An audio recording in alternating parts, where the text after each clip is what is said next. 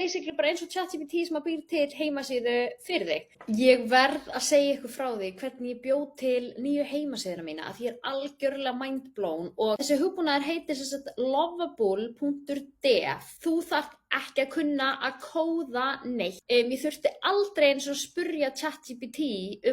neina hjálp af því að þetta virkar, þetta basically bara eins og ChatGPT sem býr til heimasíðu fyrir þig. Þetta hérna promptið sem ég setti inn upphaflega, þannig ég setti hérna inn prompt. Ég fekk bara strax geggjaða heimasíðu og ég var svo mindblown yfir því sem að kom bara út úr þessu hérna eina prompti. Síðan þetta, þú veist, mjög langt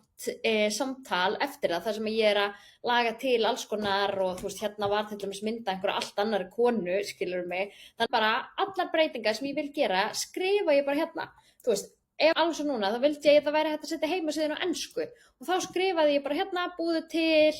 enskt versjón af heimasíðunni og búðu til takka það sem hægt að skipta á milli og núna get ég bara skipta á milli tungumála á heimasíðunni eins og ekkert sé. Ég þurfti ekki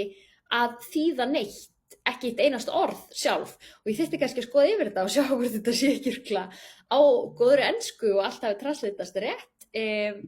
En þetta svo mikið snillt og hérna ég með, þú veist, alls konar síður, ég með hérna eins og skrá á biðlista, formið okkar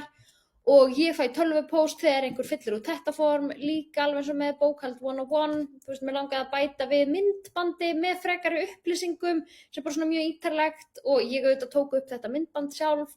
og ég sendi hann bara link á myndbandið og bara, heyrðu, bættu þessu myndbandi hérna inn og þá var bara myndbandið komið inn.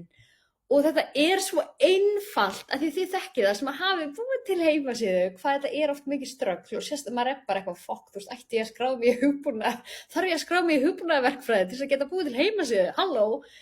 með Lovable þarf ekki að gera það og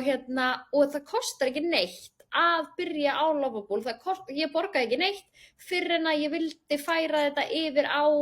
mitt lén. Að þá þurfti ég að uppgreita og borga en þangað til þá þurfti ég ekki að borga neitt og þetta